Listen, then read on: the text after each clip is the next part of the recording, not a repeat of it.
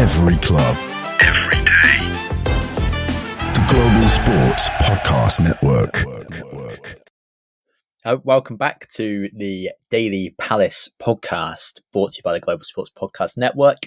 I'm back home today in Oxford, in the family home. I'll see if I can get my cat to come into frame at some point in the podcast. She used to be called Cornflakes, but since starting the pod, I've changed her name to Jean-Phillipe Mateta.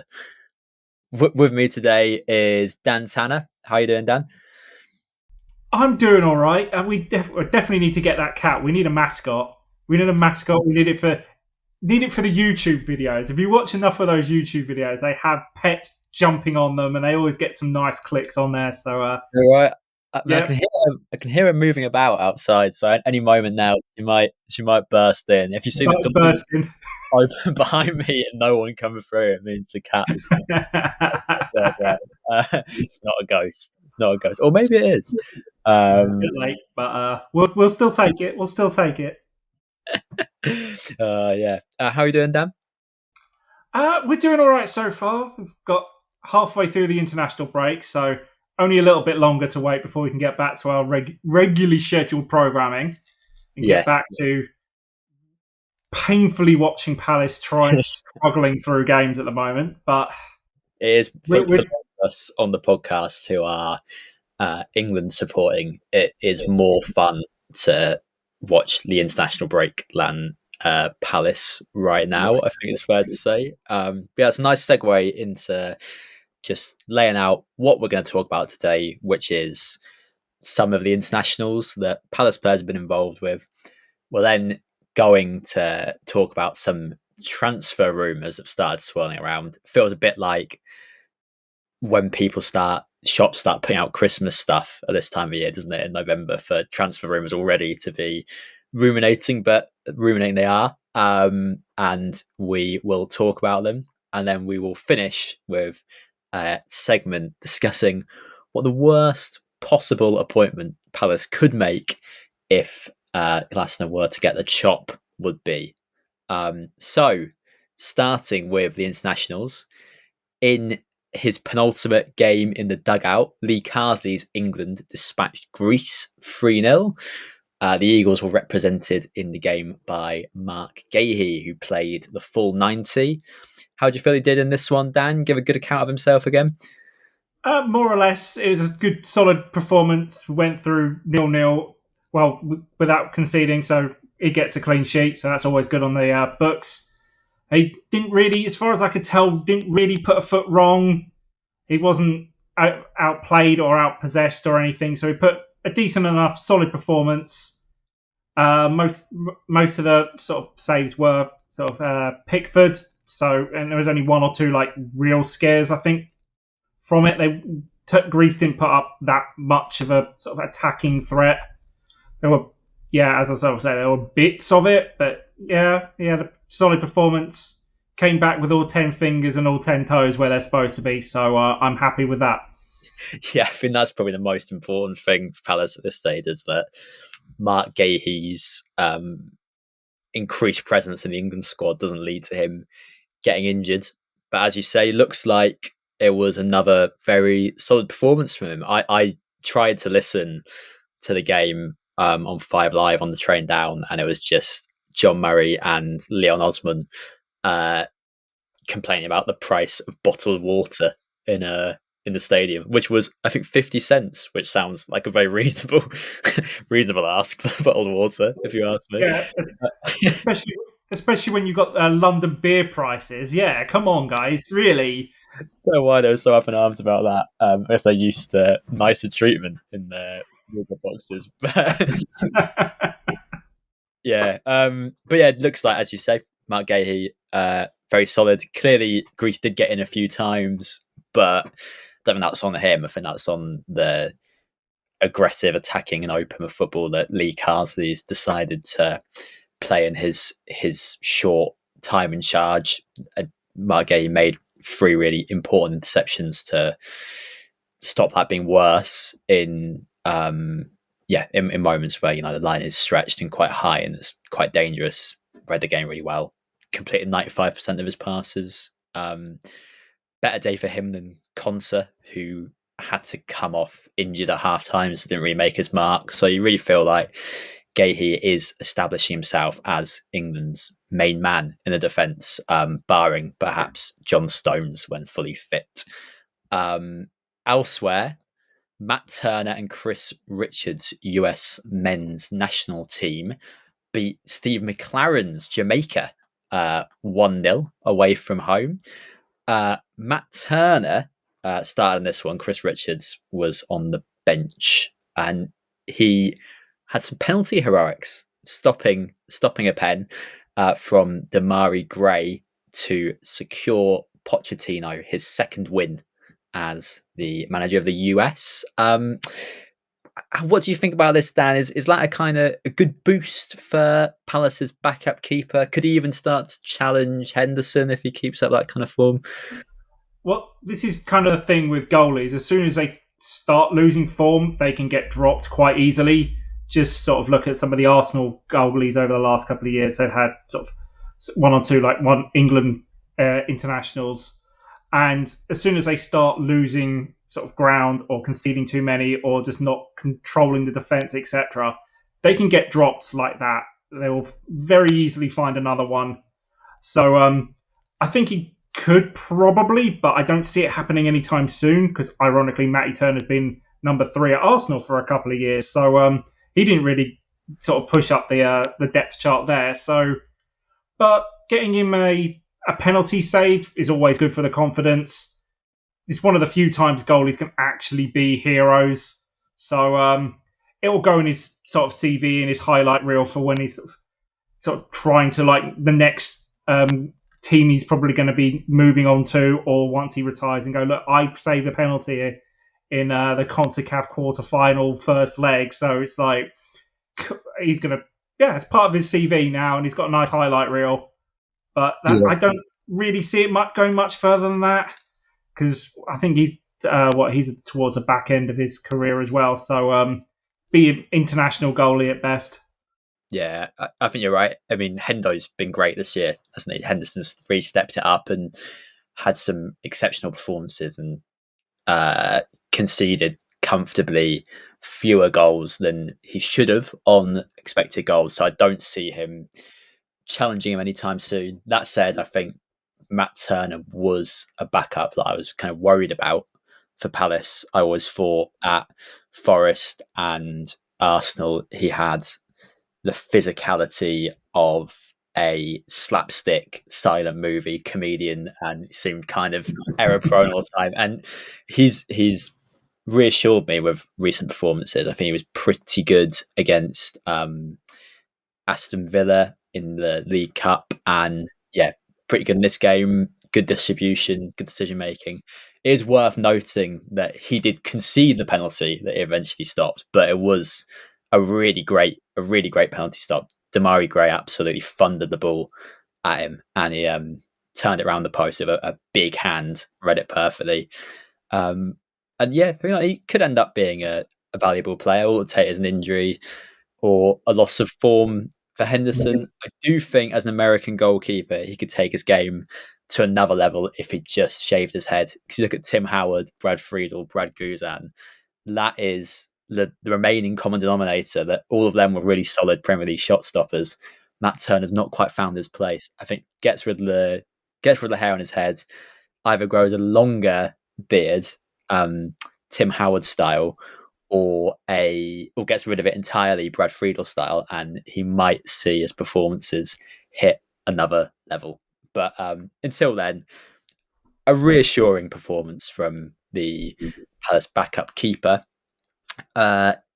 Elsewhere again, Daichi Kamada played today against an Indonesia team that I was surprised to learn contained players named Tom Hay, Sandy Walsh, and a guy called Ragnar, who is the nephew of Indonesia's ambassador to China and Mongolia. Japan swept Indonesia's side comfortable 4-0.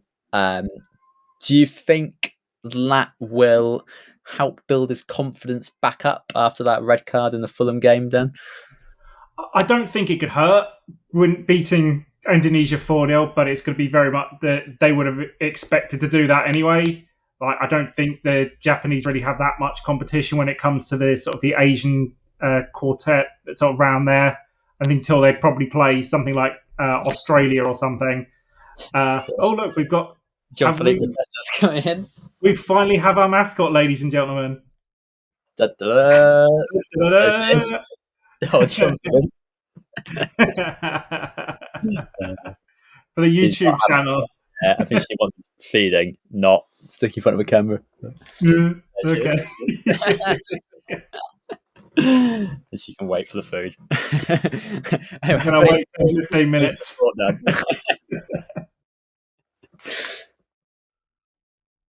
Yeah, as I was saying, the Indonesian team aren't exactly going to be much of a threat for the Japanese team. Their real one is going to be playing any sort of like the Australians as they moved out there a couple of years ago to actually try and get into some World Cups. So, and maybe even the Korean team, as they've started to get a few more players that are playing at the top leagues. So, but it can't hurt his confidence, especially after a kind of torrid couple of months since signing and and the red card on the weekend. So yeah, it couldn't hurt, but I don't see it changing all that much. They are professionals, so these kind of things kind of roll off their back a little bit. Yeah, I think you're right. As you say, it can only sort of be good, but how good it can be is a question. I think that will be the expectation. Indonesia is a big and football mad country, but it's not translated into a good team really at this point. They're bottom of the qualifying group, and Japan are one of the strongest sides in Asia, going really well. I think it'll be good for him to get really far away from the distractions of sort of the Premier League, the pressures of being around all that, and have a bit of a mental reset across the other side of the world. I'm sure that'll be helpful, but how much good performance against Indonesia will be a pep in his step, or if it's just a kind of relief that's gone fine. I don't know, but it can only be helpful. Various other internationals still to come for Palace in the break, including Colombia, Uruguay is at the sort of stroke of midnight tonight, I think. So yeah, plenty to keep an eye on, and I'm sure we'll pick up again next week. But yeah, let's pause and have a word from our sponsor. Here at Global Sports Podcast Network, we spent a lot of time selecting our delivery platform. Zencastr came out the clear winner. 4K video recording from your phone and AI editing that automatically removes all those ums and ahs. It's super easy to start a podcast that sounds great and is delivered efficiently. If you're ready to tell your story, check out the link in the show description to learn more about Zencastr. Yeah, now it's the November international break. It's about time that the transfer rumour mill grinds back into action. There's been lots of rumours about Palace going around this week. So let's stop and have a look at some of them. One is that Palace have been linked with another move for Thomas Araujo, the young Benfica centre-back. They had a bid rebuffed for in the summer. Chelsea and Newcastle are also both said to be interested in the boy. What do you think of this one, Dan? Would he be helpful? We can always take as many people as we can get at the moment, but if Chelsea are in the bidding process, I think we're probably going to be a little bit out of luck. They can kind of guarantee, do you want to play Champions League football, which he's already playing at the moment, sort of playing for Benfica, European football. So coming down to Palace, I don't think we can. We're not that an attractive prospect for him. But if we can nick one from Chelsea with all of their resources, would be an absolute coup for us. But I just really don't see it happening. With a guy like that, he's going to be looking to try and weasel his way into the international teams, and the way you do that is being in the top 6 and playing in Champions League football and sort of playing against the big clubs. But we have our internationals, as we've already brought up, but we don't have them in the big top 10 nations, all that many. We have 2. We have 2 at most in the England squad. Most of the rest of them are spread around the world. But yeah, it would be great, but I just don't see it happening at the moment. I think it's still a rumor, but I just really don't see that coming or going our way. I agree. I don't think this makes sense or will happen. He's clearly a really good player, and he started 3 games in the Champions League this season and given a really good account of himself each time, it would seem. So it wouldn't be an unwelcome addition to Palace. But when Palace approached Benfica with a 25 million-ish bid reportedly in the summer, Benfica said they were holding out for the £80 million of his release clause, which is they want the release clause. Yeah, we can't do that. Huge gulf in valuation. Nope. So then I also think if Palace keep hold of Mark Guehi, then centre back is the position with the most depth, with Riyad and Richards waiting in the wings and Chalobah and Wale there. So why would they then put their money into another centre back? And if they do lose Guehi, it sounds like it would be most of the money of the fee would have to be reinvested in Araujo. And again, I think given the strength in that position, that'd be better spent kind of elsewhere on maybe a cheaper centre back and reinforcement in another position. So I don't think it really makes any sense, and I don't think it'll happen because Newcastle and Chelsea can pay Benfica more and presumably more appealing destinations for young Araujo. They can also trigger the release clause, which we can't. Chelsea, absolutely. Chelsea can do it without a problem. Newcastle can do it without a problem. Yeah. If there's an option available for Chelsea to pay over the odds for a player, I think they will take it. So we've done it many times before, and one we're going to talk about it probably in the next couple of moments too. Yeah, we are indeed. We've got 2 Chelsea rumours to talk about. We'll start with let's say this is the more serious one, which is that Palace are reportedly now front runners to sign Ben Chilwell. I think he's kind of bottom of Maresca's Christmas list. Clearly, Chelsea want rid of him. Would you be happy to see him come to Selhurst, Dan? I'd love him at Selhurst. He's a left back that I've always had kind of liked. When he first came to Chelsea, he was very good down that wing. He got a couple of goals as well. He was a great crosser of the ball. He's he's also sort of a England international at the time, which we didn't really have a really good left back for quite a while. I think the one before him was Leighton Baines, and we mainly kept him in because he could take a free kick. But before that, it was Ashley Cole for many, many years, considered one of the best left backs, not just of his generation, but almost of all time. But Chilwell is a really, really good left back, and he can also play that kind of out sort of wing back formation that we kind of are favouring at the moment. I was also baffled why he wasn't in the Euro squad when he was clearly fit, clearly available, but Gareth Southgate still brought in Luke Shaw, who was unfit and hadn't played for a month and a half. So he's a guy that's had just the torrid luck over the last couple of years. And it's very clear Chelsea want to get rid of him, probably to try and balance their books out a little bit. And if we can get him at a steal, even better, because we need very much a bit of depth on that left-back position. Tyree Mitchell can only do that for so long. Just being expected to play all along that left wing, largely by himself, probably with a little bit of help from Eze when he wanders out into that position, as he likes to do. But I think he'd be a great addition to the squad. But I'm always for as many people as I can get. So, the bigger the squad, the better. I'm always. Well, I think that's been vindicated at the moment with the crisis that Palace are in, isn't it? I completely agree. I think the point you raised about the wing backs is an important one, because that was where, when Chilwell was at its absolute best and was a staple in people's fantasy teams all over the country, it was playing that wing back role in a near identical formation to Glaston's preferred 3-4-3 under Thomas Tuchel. He dislodged the world's preeminent wing-back specialist in Marcos Alonso in that position.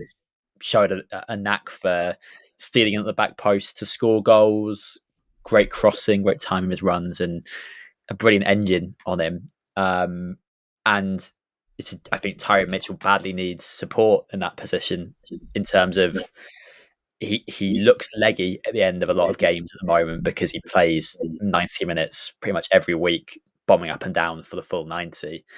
And Palace could use someone who offers something a bit different. Mitchell's brilliant defensively, but he's not he's naturally a left back and a back four, and a fairly conservative one at that, I think you'd say, when he's not an adventurous, attack-minded fullback. So Ben Chilwell could offer something different and a lot of support there. His wages are probably quite high, but I think Palace would get him on the cheap in terms of the fee. I guess the only questions are, is his fitness too bad actually for him to be useful? Is that what Chelsea are trying to obscure from us? And will the Selhurst Park faithful take to a man who's never had a Chinese in his life, or at least last four have never tried a Chinese meal, which is insane. That's insane. Oh, we can't trust. No, right? Okay, that's totally changed my mind on him now. He may have since tried Chinese since that video a few years. There's a really good one not too far from Selhurst Park, so we can. It's unveiling there. Yeah, and then the last one. This is probably a silly rumor, but there have been stories swirling around that Mykhailo Mudryk, the least well received thing with loads of initials to hit London since M&M World opened in Leicester Square, could be on his way to Palace on loan. For starters, do you think if this was at all realistic, it would benefit Palace, Dan? As I was saying before, I'll take whatever we can get at the moment. We are down to a shoestring. So, and Mudryk isn't an awful player. I just think he was massively over-advertised. Shakhtar Donetsk basically saw the Chelsea logo and whacked up the price the same way that they got done on the deal for Kepa. So he's a decent enough player. He just hasn't had the opportunity to really do anything. He gets sort of bit part players and things like that. And I'm probably assuming, much like Chilwell earlier, that they're trying to get him off the books because they put in this ridiculously long, convoluted contract on the idea that he was going to be the next superstar, and then they've kind of gone, yeah, no, we want to need to try and get him off the books as quickly as possible. So getting him out on loan puts him in the shop window. Hopefully either another club in Europe can probably do a deal, maybe cut his eat into his wages a little bit. Chelsea may have to maybe pay off some of that and go, right, well, if you buy him, we'll pay for his wages for the first 3 or 4 years of his career, just to get him off the books. So if he comes to Palace on loan, that's fine. I think it'll be a good enough addition. We need as much help as we can get when it comes to the attacking options, and it'll be good for him as well. So he'll get some playing time. Probably fairly likely he'll get a few starts as well. It'll give, as we've mentioned with Tyrone Mitchell, it will give Eze an opportunity to probably take a break here and there as well. So I think it is a win-win, but he's always going to have that stigma of not really living up to the ridiculous price tag that he got bought with. So we'll see what happens, really. If he turns up, cool. If not, cool. I like the idea of him going with Chelsea, paying his wages, paying for the transfer. There are loads of these transfers where they've got massive wages, and they've gone, we'll pay the first couple of years of his wages just so we can get rid of him, so he's not on our books. It's a bit like, do you remember in like early stages of lockdown when the price of a barrel of oil went negative, as in you got paid to take oil off oil's hands? It's kind of like that with Mudryk, isn't it? I've got my doubts about the utility of him. As you say, more depth is always good, but does he even offer more than Ismaila Sarr? I feel like Sarr's a bit more efficient and similarly is kind of very quick, direct, skillful winger. I always think Mudryk is a bit like Werner if Werner didn't get the chances to miss in the first place, and he's kind of another unconfident player to be throwing into a currently unconfident environment. But the key point on him is if he were to come in at all, it would presumably not be until next summer, as has been laid out very well in an article by We Are Palace, because the Premier League loan rules prevent you from having more than one player on loan at a time from the same club. So I was trying to remember when you brought it up. I was going, hang on, there are some rules to this. There's only so many from the English league, but you can only have one from the same club. So I was thinking, either we're going to have to do some very weird dealings here, or it's going to have to wait. I mean, if one club is going to find a creative instrument to get around that, it's Todd Bowley's Chelsea. But I don't see this one happening. And we'll have a pause for a word from the network now and go into our final section. This podcast is part of the Global Sports Podcast Network, the only network bringing you exclusive daily news and views on your Premier League team, the Premier League, women's football and fantasy football.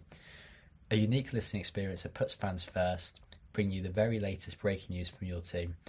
Subscribe wherever you get your podcasts and make us your first listen every day. Global Sports Podcast Network, every club, every day. So, President-elect Donald Trump has appointed Robert F. Kennedy, an anti-vaxxer, as health minister, and Elon Musk, a man who appears to spend all day posting memes from his work computer as his efficiencies are, which has got me thinking, if Glaston were to get the chop from Crystal Palace, who would be the worst person they could possibly choose to appoint him? Who would you like to see in the dugout least, Dan? Well, least I would not really want to see Roy Hodgson there again, just mainly because we've been there, done that, and it's kind of... we know what's going to happen. But what I'd actually think would be... I don't want to say the worst, but it could be a double-edged sword, would be Jose. Because, well, we all know he is a good manager. He has won stuff. He has won tournaments and leagues pretty much everywhere he's gone. But it's Jose. He is such a distraction with his antics.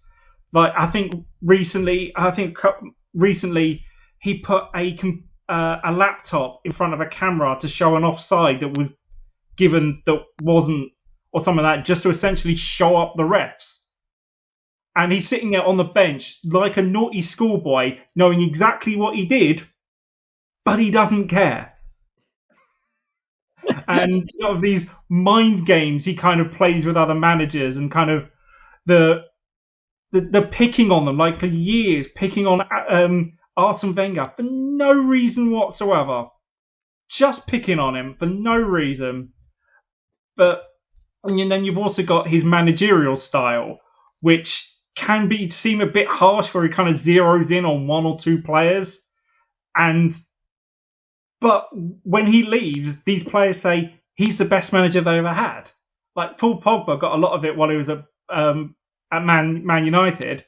A couple of years after Jose's gone, one of the best managers I ever had. You're like, hang on, you practically you were having like fisticuffs with him on the training ground. How is that? So it could be a double-edged sword, as in it could sort of like motivate the entire team and maybe sort of get us going in the right direction, because he does do this defensive style very well, but he will be a giant distraction, which Palace, we do not do that. We like to get on with our own business. We don't do singing and dance. We don't do all of this stuff. We just want to get the results and move on with our lives. He would be an interesting prospect, Jose, because he's got this affinity with Palace fans who he used to use as a stick to beat Chelsea fans with when he felt they weren't being loud enough. And he used to say, like, they'd be more like the Palace fans. And I was also reading somewhere that actually the Turkish league wanted him out. They are practically kicking him out of the league because he's been such a disruption. So it's like, oh. I think, yeah, you're right. The key thing with what it hinges on with Jose is that the most important thing to him is always himself rather than the success of the club. Whether that that kind of quest for glory, self-fulfillment can propel a club to great things. He is a decent manager, but can also completely destroy a club as he makes himself the center of this circus and kind of keeps himself in the news and the headlines as a priority rather than protecting the players or spending some time doing his tactics and that. But it'd be fun. He does know something about the sport. He's not a complete clown, Jose. So as you say, it could go either way. I was just going to suggest. I don't think Liz Truss has got a job yet, and January is approaching. We thought Simon Jordan's management of the finances was bad. Don't want to know. But yeah. On that, I think time for us to say goodbye. I hope everyone enjoys their weekends. We'll be back next week for another kind of couple of episodes in the international break. As ever, if you've got to the end and enjoyed it, give us a 5-star review. Really helps. Thank you for chatting to me today, Dan. No worries. Always a pleasure. And go and feed the cat, because I think he's probably going to come and start pestering you if you don't do it fast enough. Fed her just before the episode, so I think I have to. Well, we'll leave it and allow the cat to continue moaning. She's mainly just, I think, wanted to share her opinions on Jeffrey Schlupp. Yeah, well, we've all got them. And yeah, well, we'll catch you all next week. Ta-ra. Every club, every day. The Global Sports Podcast Network.